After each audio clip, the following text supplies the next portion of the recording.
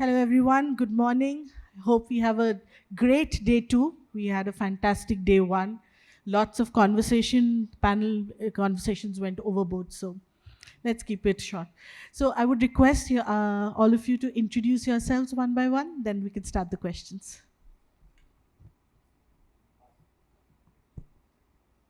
Hi, I'm Berry Singh, and I'm the CEO of Ace Turtle. Ace Turtle is a retail tech platform, and our journey in this startup has been of about close to 10 odd years now. And before this, I was a part of Reliance Brands and Arvind. Good morning, everyone. My name is Ravi Bable. I head marketing for Osprey Duty Free, recently renamed Osprey Duty Free. Earlier, it was Mumbai Travel Retail Private Limited, part of the Adani Group.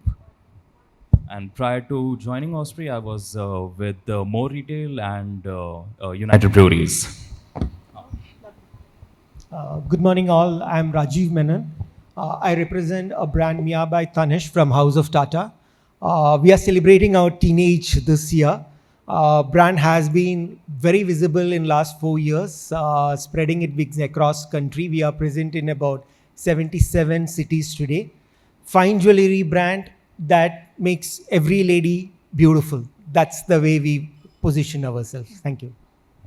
Hi, good morning everyone. This is Akhil Jain. I am here to represent Madame. We are into women's fashion, running several stores across the country, on airports and everywhere. And we've been in the market for almost 3 odd decades. And I am the second generation from the promoter family. Lovely. So we'll start with you, Berry. So what changes were required in Ace Turtle to go completely seamless and omni? And how do you make this customer's journey personalized?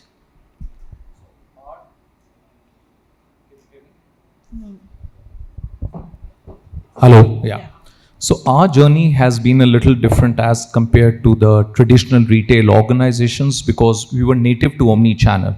So in 2013, when we were in Reliance, we realized that while customers and companies are still thinking about going from offline to online, the world was moving towards omni-channel.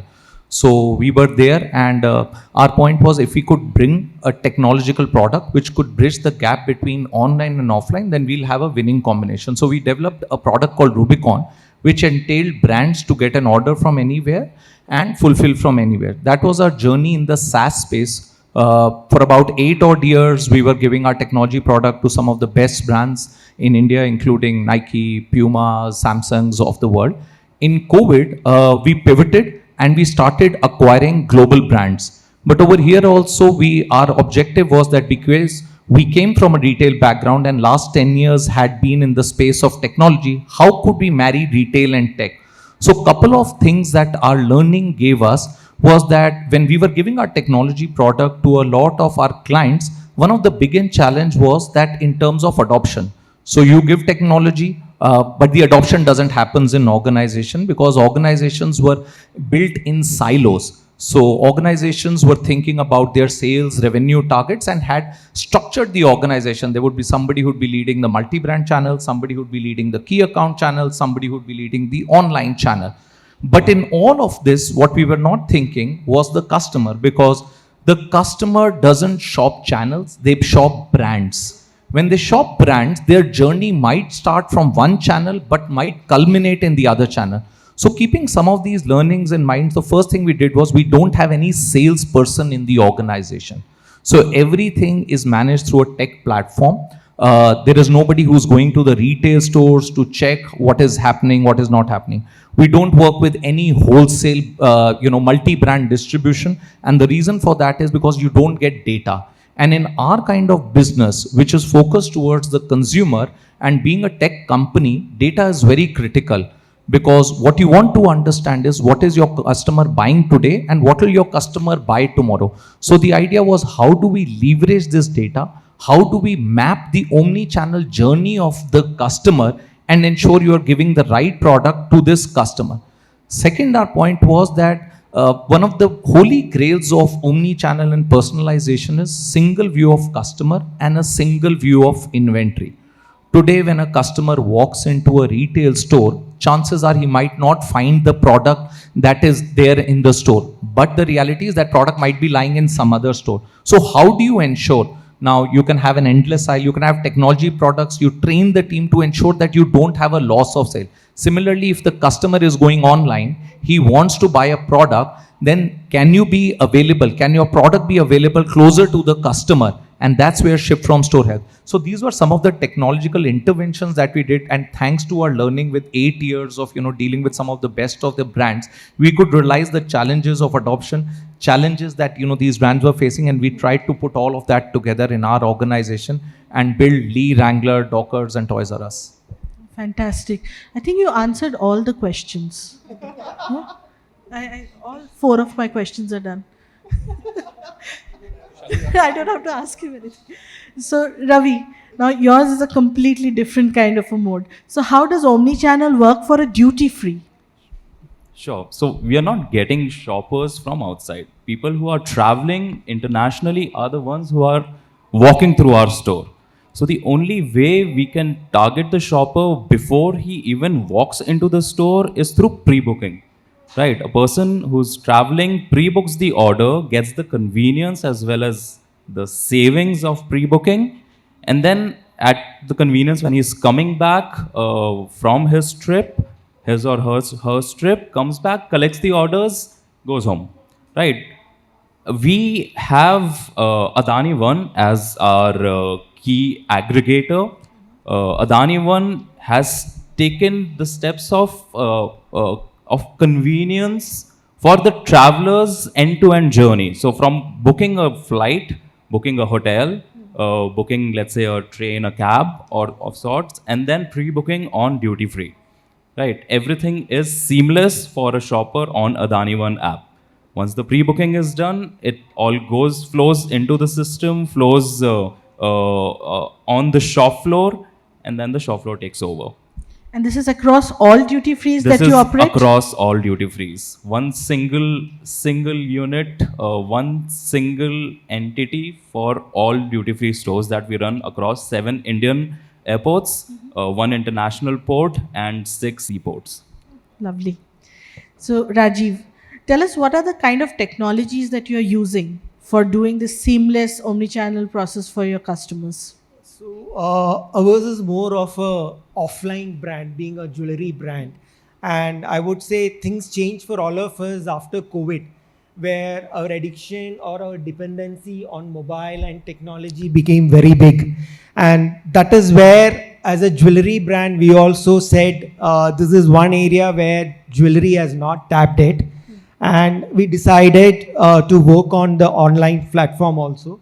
First of all, we revamped our website. Our website was made very easy to communicate, easy to navigate, and a beautiful, good-looking website like our jewelry. We developed our app, wherein it's there in all the customers' phone, and being in jewelry, we were sure that people would browse it more than any other app they would look at it while traveling. So a lot of focus and a lot of ideas went into developing this too as the first step. Second was being a category on the jewelry level, everybody wants to try it on and see if it is fitting properly. Second challenge we had was Indian culture doesn't allow us to buy jewelry online like any other product. Maybe it is a 10,000 or a 15,000 product. We don't mind spending on a refrigerator or a washing machine. But when it comes to jewelry, is the diamond right? Is the gold right? Am I getting the right product? So we had that challenge. So very next step we did was we developed our Omni platform, so that whenever somebody contacted us or visited our website or the app, they had a Omni team that addressed the requirement. Omni team resolved their first kind of doubts, cleared them, and they were either directed to the website or directed to the nearby store. So parallelly, we had to expand our retail team also. So last 4 years, we moved from about 40 stores pan India to currently we are clocking about 185 stores in about 3 years' time. So we are present in about 77 to 80 cities in the country. So we are trying to actually stitch a network where customer can find us in any possible way, be it as a print ad or be it in a television or be it the app, be it the website, be it Instagram, be it Facebook. You can find us everywhere, and we have a solution for you. Either your purchase is offline and online. So that is how we actually, and then second is, as Berry said, all stores can't keep all the products. And I would have seen something in an ad which may not be there in a particular store or it is sold out. So we started using endless aisle. Tanishq has been using endless aisle for about 6 to 7 years now. Before COVID itself, the endless aisle thing started. We started putting tablets on the store or an iPad on the store. We started doing paperless billing so that the customer can carry the bills on their phones. Your bills are saved in your app so that you don't have to, people have an habit of saving bills. So you don't have to really go and save it in your system. It's there in your app. So whenever you want, you can pick it up. So this kind of small things which customer wanted, we started working on it because we felt that everybody is chasing everything. Let's chase what customer wants. So that's how the tech story for a jewelry brand came from our side. Lovely. So the Omni team is your chatbots or they're actual people? So we have a call center with about 20 people only addressing Mia queries. We have a chat box on the website which addresses you. We have a virtual try-on on the website where you can see the product and try. We suggest or recommend coordinate. For example, you have picked up a beautiful earring. My team will tell you, ma'am, pick up that pendant also or the bangle also. And he'll make sure that my ticket size or average basket size goes up. So we are trying to see that a customer gets the same experience online as she gets it offline. But you can purchase from anywhere because both comes to the same pocket. So we don't mind customers spending everything, but experience would be perfectly in both the locations. Same. Fantastic. So Akhil. What changes were required in your organization to go completely unified commerce? See, before that, I think I'll go to one reason that why we wanted omnification. Because, you've been there in the country for a longer time. You're kind of deeply penetrated in the markets that you exist. And 35% of our business is coming from modern or general trade. And for us, the reason for omnification was not sales, but who's my consumer now? Because when 35% of business is coming from trade, which doesn't allow you to capture the information of the consumer, now what? So this was the prima facie reason of why we did omnification. Second again reason was, okay, I sit on loads of inventory across multiple channels, warehouses. We call our retail stores now small dark stores as well. So how can I expose most inventory across all channels? Because ultimately inventory sitting in the back store or the warehouse is something will never give you generate revenue for you. So the moment it gets exposed, so you have to give that opportunity more to that SKU or the product or the size to for an ability to get into a sale transaction with the consumer. So that was the prima facie reason that why we shifted, why we thought that omnification was required, and obviously it's giving us good results. And on the back end, as Barry mentioned, as you said, he's answered all the questions. So probably we'll have to pick everything from Barry's conversation. So again, like he said, every department was working in silos. So we had a separate team who was handling large formats, a separate team who was handling marketplaces, a separate team from exclusive brand outlets. So somehow then what we did is, we tried to create a central team who was monitoring the entire inventory cycle, sitting on top of all the departments, because these departments already come with a baggage. Like Barry said, we don't have a sales team, but contrary to us, companies like us do have a sales team. We do have area managers because eventually we have to, make sales happen on the point of sales. So creating that central team, really helped us. And same thing was happening back in the warehouses as well. So, a lot for say 2,000 pieces have come. Okay, 400 pieces for large format, 300 for this, 200 for this. Everybody is reserving their inventory. And eventually what was happening, if even we're getting stocked out at one location, there was inventory sitting, but there was always an internal juggle between departments. I'm not going to give you my inventory because I will be able to sell it. So now then we broke away from that shackle. The entire inventory was exposed to every channel. जो पहले बेचे वो पहले ले जाए. Perfect. So Barry, tell me, after you went completely omni and everything, who's your customer now? How would you define them? So right now, because we manage multiple brands, each of the brands have their own customers. So for example, between Lee and Wrangler itself, there is a different customer audience that we target. Over there, we are targeting a younger customer, who's upwardly mobile, who likes to go out. Wrangler is more an adventure-going customer. Lee is a more premium customer from that perspective. Toys R Us is a family customer, who's looking at something, buying for their children, because parents today don't have the time to spend with their kids. So being guilty of that, and I'm a parent myself, so I know that every weekend I have to take my kids, and that's why we opened 2 stores in Toys R Us, because I have 2 kids at home. So just to ensure I don't go to our competition and they shop at our stores. So our customers are different for each brand. So Dockers we have recently launched. It's for a far more mature customer. So we are looking at somebody who's 25 to 35 year old. Till about 3 years back, because we were in the SaaS business, we were into more B2B, but this is a pure B2C business. But are your customers different for each channel of the same brand? Or do you think it's the same customer just shopping in different channels? It's a great question, and to be honest, I think retail has always had data, but I don't think we have mined the data properly. Because either it was a wholesale channel, the data was not flowing back to you. You had middlemen who would restrict themselves with data. So what we are doing is we are building a customer data platform. What this customer data platform does is that whether your customer is buying from a marketplace, whether your customer is buying from your web shop, or whether he is buying from your own retail store, he leaves a certain amount of footprint. So what we try to do is we try to capture this footprint and try to get the single view of customer, because our objective is, as a multi-brand organization, one, leveraging the customer within the brand itself.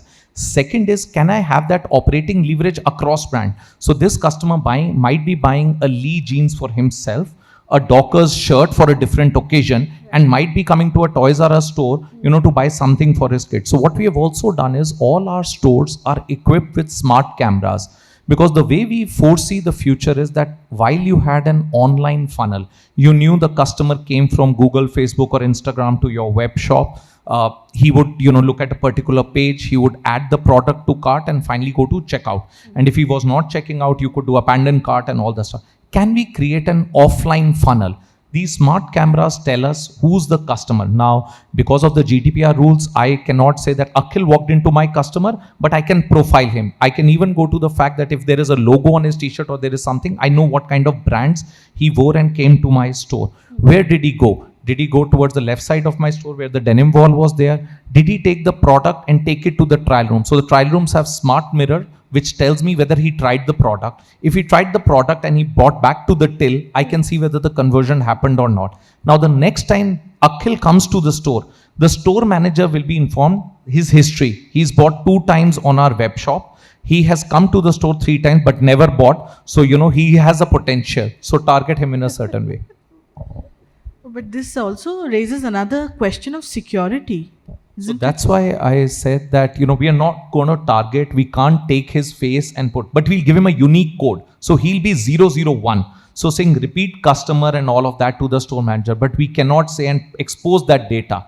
And because, we use the best in class technology features, security, data privacy. So we keep doing penetration tests so that none of those data breaches ever happen in our systems. It's fantastic.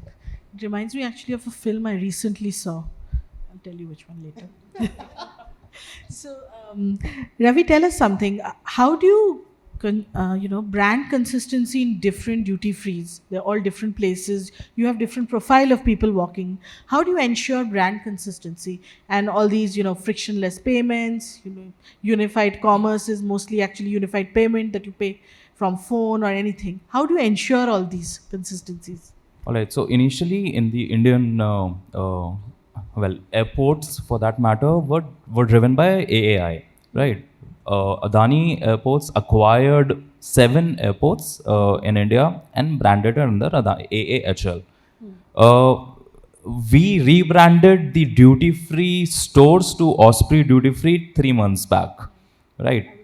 In order to give a very seamless, a very consistent experience to a shopper who's traveling either from a Bombay or an Ahmedabad or Lucknow or any of the Adani airports.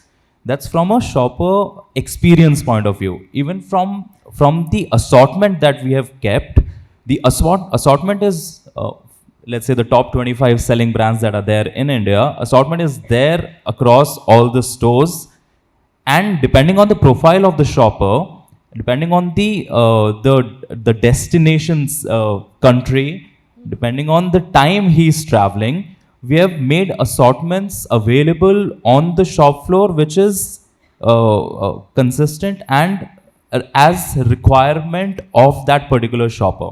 Now we, as Barry said, he has a profile of the shopper. I have the passport of the shopper. Passports don't change. Passport numbers don't change. Right. So if a shopper, if a particular passport has flown from a Bombay airport or a Gujarat, any airport in Gujarat, the shopper remains the same. I know his travel history. I know his purchase history. I'm not concerned about his travel history. I know his purchase history. So I can cater to him as per his travel needs and give him offers accordingly and increase ATV. That's good. You have a assortment of customer. I can't ask you who's your customer. There are all kind of people walking in. So, Rajiv, tell us about your customer. How are they different in an omni-channel, as an online or an offline, or they're same everywhere? When I look at it, I would have three avenues for sale. One is the e-com online, second would be the retail, and third would be my presence in Tanishq outlets, which we call it as we have a counter in Tanishq outlet. That's how the brand has evolved over 13 years. So for me, the customer who purchases, the ticket size changes in all the three. When I go to an online, my ticket size is comparatively lesser because of the challenges that we have deep inside my mind. क्योंकि 10,000 या 15,000 से ज़्यादा order किया, if it get lost, I'll have to run behind the companies, insurance and all those things. Customer would be same for me. Customer would be testing the brand at online by buying a smaller ticket item. That exactly happens on a retail floor also. My first time customer ticket size may not be high. They want to experience the brand. They want to experience the store. They want to see if there is a value for money for the product they are paying for. So the customer behavior are the same across. In Tanishq, if I go, there could be many times where I am added to a Tanishq product. For example, I've gone for a wedding shopping and my ticket size runs into lakhs. And then I say, I have to give a return gift. So earlier people used to give watches or gift vouchers and all. Today we have people who have ordered say 20 sets of a pendant to be given as a return gift for the people who have come in that space. So customers for all the three segments are more or less same. It is the buying behavior that changes because of the platform. So otherwise, I see everybody wants to wear a Mia jewelry or a fine jewelry which can be changed daily. Today we were even talking about, do I match my jewelry with the attire I'm wearing to office, or even what we call as a working woman. Our definition of working woman is every lady is a working woman. Be it a housewife, be it a corporate, or be it an entrepreneur. For example, if I take a housewife, she spends a lot of time moving out either to take the kids to tuition, tennis classes, dance classes, guitar classes. So there are a lot of options for her to try on different attire as well as jewelry. So she's also contributing in a big way to the family, she's actually supporting the family in a big way. So for us, that segment remains the same. The kind of buying, the value that comes in is, and we have seen a lot of use cases where first time buyer at online spends a lot of money offline because they are confident about the brand and they come back as early as 1 month. And we don't say we track customers. Our CRM tool is designed by one of the leading company in the world, and we get to know what the customers has purchased from Titan, not just jewelry. Have they purchased watches? Have they purchased eyewear? Have they purchased a Tanera sari? When have they purchased? So I get a history of last 6 months. So whenever we make a WhatsApp call or when we make a video call to a customer, we don't ask them to come and shop again. We talk about service. Because today, very rarely, all of us take back our old jewelry to a jewelry shop for servicing. We would have, say, 10 pieces at home. I will wear one piece has to go and buy the next piece. We say, ma'am, when you come next time, why don't you bring your past purchases? We will clean it and give it to you. And trust me, it works magic, because the fade gold actually shines after 5 minutes of cleaning. So it's all the same customers across. It's the experience that changes. Online, I can't give that. I give it offline. So I borrow the customers from online and give it to offline also. Lovely. Another thing that you told me when we were discussing, that your target audience might be younger. The purchaser are the parents. Is it same online also, or the girls are looking and buying for themselves? See, the difference we discuss about customer and consumer. Customer we all talk about are the people who make the credit card payment or the money payment. He may not have any relation to the usage. Okay, there were very clear cases where our CRM sends a message to the person who might be a CEO, and he's attending a meeting. A message says, "Thanks for shopping with us. How was the product?" It's his daughter who's done it. It could be his daughter, or it could be even his wife. So that is one area where entire retail team, retail ecosystem actually struggles today, because we are forced to capture only the person who buys. But one step ahead is, today we are trying to get the user data by doing a lot of gamification in CRM. Right. So that is taking us closer to the birthday anniversaries of spouse, birthday anniversary of kid, where a small incentive is given, or a gamification through WhatsApp happens, and we are trying to build that base. That gives us an accurate consumer. Right. Then your question of whether it is online or offline, are they same, can be answered. Otherwise, I pay using my credit card online also. Yes. But ticket size, definitely there is a clear differentiation in ticket size online and offline. That is definitely there. Perfect. So Akhil, how much has your strategy of going unified contributed to growth and profitability? Yeah, so today, with the kind of category I operate in, probably I am one of the most vulnerable brands to lose customer because of evolving D2C brands. Everybody, every probably designer coming out of a NIFT or something and saying, okay, I don't want to work, I want to create my own brand. And with a small baggage of 20, 30, 50 odd pieces, which can be made. So I have that vulnerability today, and probably Mia would have that same vulnerability. So for us, like they said, so we've also started working on personas now. So my CRM tool, which we recently deployed a year ago, now what we're trying to do is we're trying to match the information available on my POS and on the customer social media profiles. So as of now, sitting on a database of say 350,000 active customers, or probably 800,000 redundant customers. So just 10% cleaning has been done till today, about trying to match the customer's Facebook to that mobile number, or to that email address, or the customer's Instagram to that mobile number or email address. So that cleanliness is actually happening. And as Mr. Menon said, Rajiv said, that then only we'll be able to come to know who my actual shop or my actual consumer is. But coming to your question is, how much that has influenced growth, I would say in the challenging times of what offline retail is facing, probably we have actually maintained the stability. So for a brand like me, which is a young brand, the consumer is getting younger every now and then. The consumer is, my wife is my consumer, my daughter is my consumer, but the way my wife behaves with me as a brand and my daughter behaves is very different, right? So, creating that kind of that persona and that experimentation, with the consumer, that is, what omnification is kind of doing us.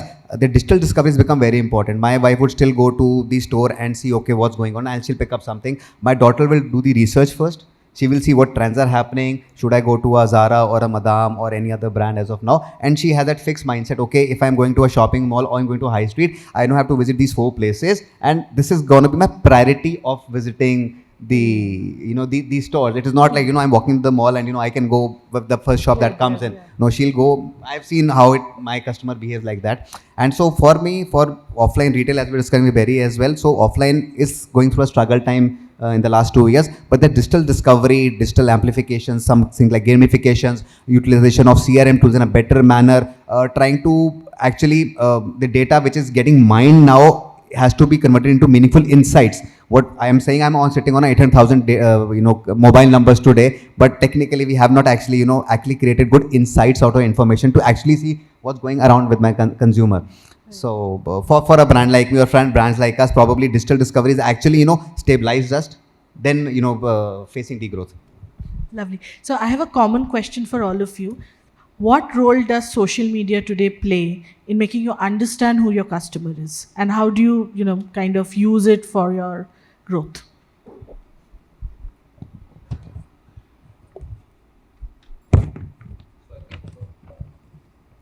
Hello. Yeah. So social media is imperative. Most of us, I think some of us might be on Instagram right now while we are talking. So just shows the power of the social media that's happening. You can't alienate yourself because you yourself, your customer, and these algorithms are also so smart that have been built by these social media companies that once you start seeing a particular reel, they will keep on feeding you that stuff again and again. So you definitely can't do. If you look today, all your celebrities having millions of followers, we are living in the world which has macro influencers, micro influencers, nano influencers. They are playing a pivotal role. I don't know how much is the ROI, but all of us are trying to figure out, what is the ROI that we can deliver. But I think in a world of Shein, which has gone ahead and disrupted the Zaras and the H&Ms of the world, clearly shows that social media is here to stay.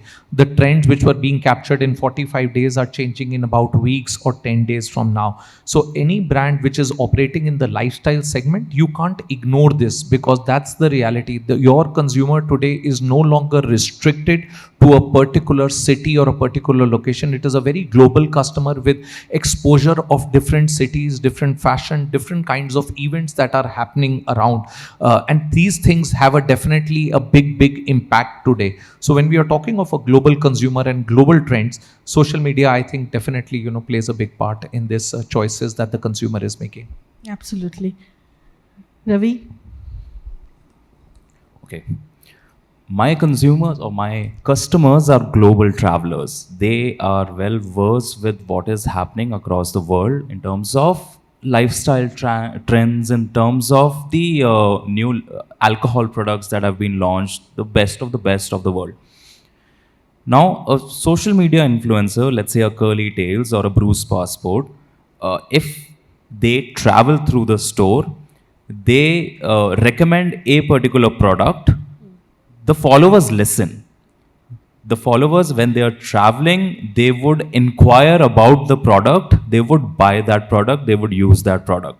When we launched Kylie Cosmetics, Kylie Cosmetics is the Bombay Duty Free has the only Kylie Cosmetics store in Asia.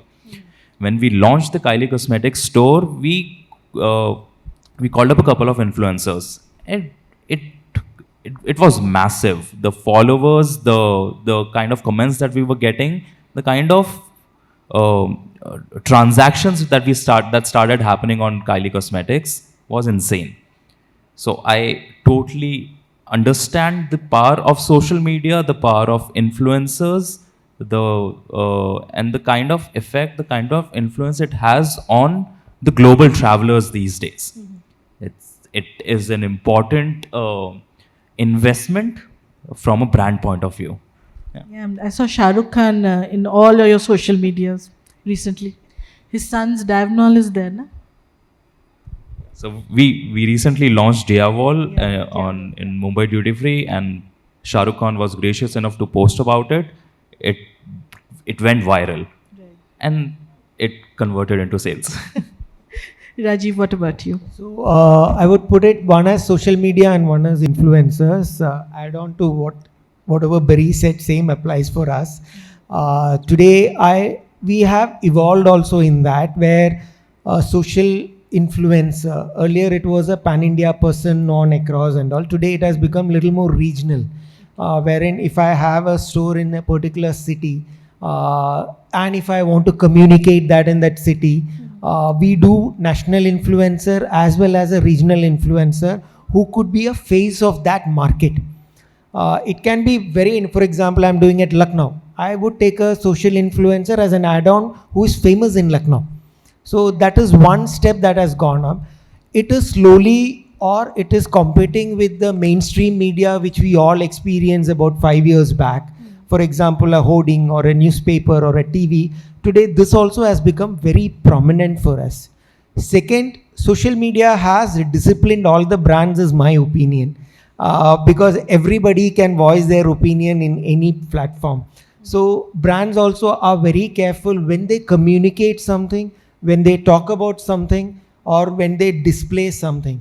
And being from House of Tatas, entire country owns us. Okay, so when we do something, everybody is passionate about the brand as we are. So we, like I mentioned too, we have people coming and talking to us in retail store like, बेटे ऐसे करना चाहिए, ऐसे करो आप, ये It's a थोड़ा और legacy. बढ़ेगा. So this is a happy moment for us because they also consider it part of their business. बेटे वो ग्लास के जगह पे आप बॉटल में पानी दो. To that level they will come and tell you all those things. So for us, social media is something that if you are doing it right, it is the best platform for you to reach maximum number of people. The love and affection you get there is very viral. Somebody writes something, and if it is good, you will have 100 posts behind it supporting you there. Okay, and if the brand is strong, somebody writes negative, there would be people who will supporting you there. Nahi, aisa nahi ho sakta. They might have some strategy for that. So it is more of how do you manage the brand and how do you tag it to the social media. But definitely that's the future. I would put it in that. Lovely. Akhil?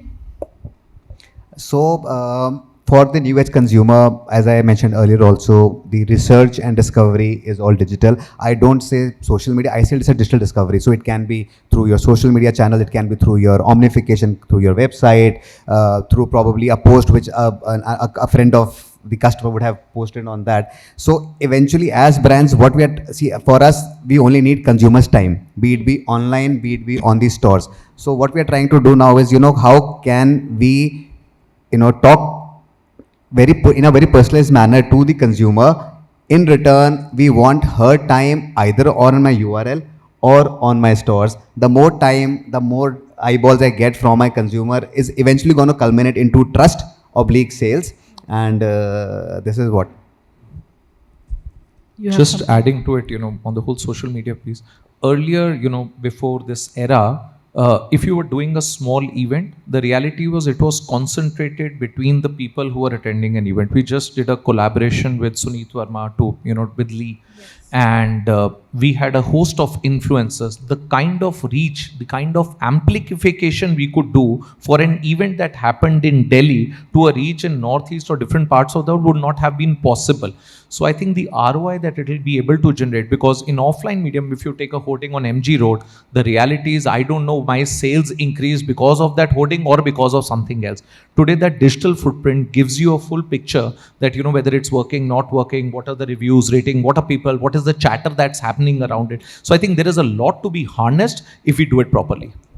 Lovely. At the fraction of the cost. So if I'm spending 10 lakh rupees for a month to take one hoarding on MG Road versus spending 10 lakh rupees on an influencer marketing campaign, the reach that I will get is targeted. The reach that I'll get will have conversions which I can track. Right. Absolutely. A person who sees the hoarding on MG Road might not go into my store. Right. You can't say much also on a hoarding, can you? Can't say much. See, so all your digital medias have a call to action. So probably a customer, clicked on your thing and it landed on your URL or went till your cart. You cannot track that journey. And now on the brands, how are they leverage on that information with something like a hoarding or something? What we start calling it, start calling it like a hygiene. There are certain things we have to done for hygiene that the brand requires, and then then it's your sales promotion then. Okay, so we'll open the floor for questions. From a Yeah, you have classical more. marketing Yeah. plan point of view, earlier we used to have TV on top, followed by print, followed by outdoor. Yeah. Digital was not there. I'm talking about 5, 6, 10 years back. Now when we are making a marketing plan, digital tops. We have to have digital plan first. Then if we have some monies left, then we'll do TV or outdoor or print. That's a separate conversation, TV or OTT. We'll have it offline. So we'll open the questions. Yeah. Any questions from the audience? Can we have the mic being passed on, please? We will only be taking about 3 questions for this session, requesting the audience to kindly keep your questions crisp. Hi, good afternoon. That was a really good discussion and really iconic brands here. I've literally grown up seeing these brands grow. Madame, Lee, Mia by Tanish. My question is on the similar lines of what Nandini asked you as a question on social media influencers. You know, in times when consumers are hyper aware, they know when they are being sold paid for ads. Do brand ambassadors still work? So again, depends upon what's your objective. If your objective is brand awareness for a brand which is relatively unknown, probably definitely helps. We have seen what happened with Shilpa Shetty and Mamaearth, you know, when they got launched at that point of time, nobody knew about Mamaearth. But the advocacy that Shilpa Shetty did at that point of time gave that rub-on effect. So I think it totally depends upon, but you're right, the customer is becoming smarter and sharper. There was a time when you could not differentiate between an influencer or somebody who's advocating the brand genuinely. Like for example, if I see a Shah Rukh Khan advertising a 6,000 rupees phone, I can't correlate to it because I know he'll never gonna use it. So I think it is also important to find your real influencers, find people. But I think it also depends upon what stage of life cycle the brand is in. That's right. Agree with that. What about other brands like Madame who are One well question, established? please. We have too many hand raises. Yeah, thank you. My question is for Berry sir. Sir, the apparel brand has become very competitive both offline and online. There are D2C brand, and in the offline, all the other there are so many brands when the customer want to shop. So what do you do to ensure that you are on the top of the mind of the customer, and once the customer enter your shop, he chooses your product over the competitor's product? Thank you. So it is important that while, for example, the choice of brands as an organization is total that we do is we bring international brands in India, which are very well known. So our first step starts with saying, let's look at Google searches, let's look at Amazon searches or Myntra searches. Is this brand well known with our consumer? Now, once you get a well-known brand into the market, second is how do you make it relevant? Now, for example, Lee has been in India for more than 25 years.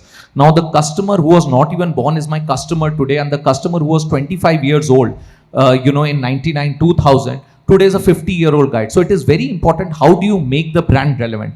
Like you rightly said, if, for example, if you look at a multi-brand environment or a department store environment, over there, with the turning of a 30-degree of eye, a customer might move from Lee to any other competition brand. So again, your product plays a critical role, especially in the fashion space. If you are with the trends, is your offering right to the consumer? Is your price value equation right?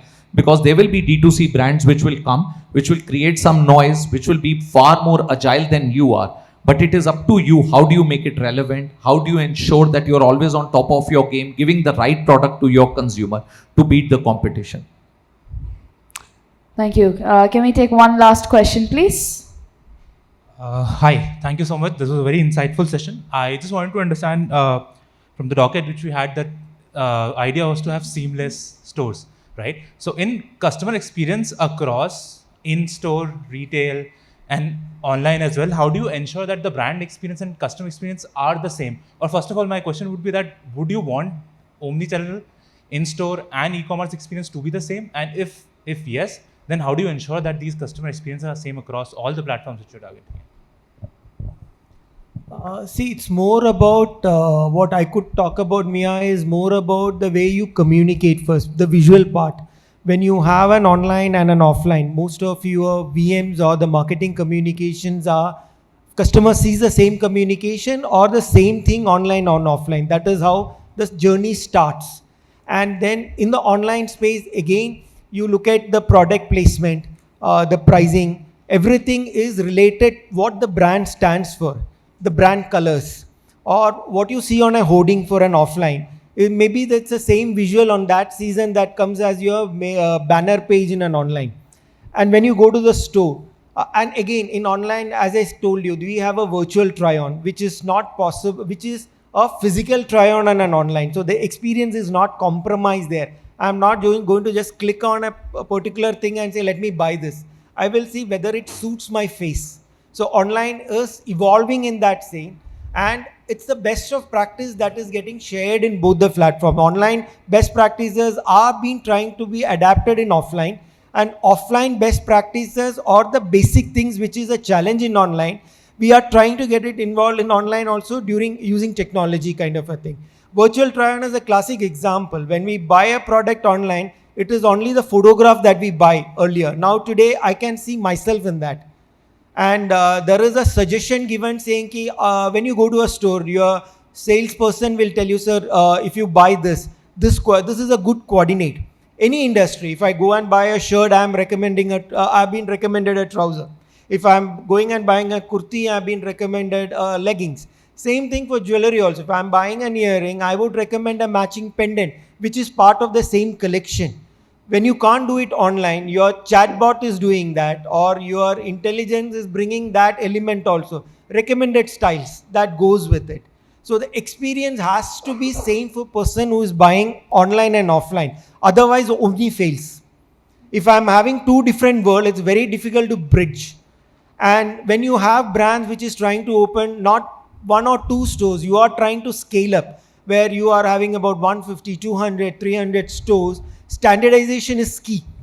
Brand has to be seen same across all the areas where it is being showcased. So that is where technology is being a big tool today. I started off saying jewelry is one part where technology is a challenge because of the cost of the item. But today, everybody is getting into that because your customers are there everywhere, and I don't want to miss any single customer because I don't have that capability. I hope that answers you. Thank you. Just to add, we have a model internally called the PPC model. It's called the product price communication. So you have to have the same product. Initially, when we were starting, or we did the mistake because there was pressure from the online marketplaces that can you give us a differentiated product? The customer over here is looking at a little price sensitive product. Give us something cheap. We did that. The reviews and ratings gave a flack on our back because the customers would return the product and saying this is not the same I see it in stores. We recalled all those products. We stopped making something called SMU in the industry and saying we'll not make something specific for the online industry. It's the same product. You can have entry price points. You can have a good, better price. That's the product part. Second is the pricing part. Your customer is smarter and sharper than you think. The moment he enters your store, he has a smartphone, he'll check the price on online. So you have to have a single price. Then the third is the communication part of it. What are you communicating to this customer? You can't have a different messaging online or offline. It's the same customer. His choice of channel is different as per his need. Perfect. The customer is shopping for the same brand. You can't have two different, on your online storefront, you can't have a different communication versus what you have on your offline store. If a shopper wants to buy an Apple Watch online or offline, he wants to buy the Apple Watch. You can't have a different communication on the apple.com store versus the Apple offline store.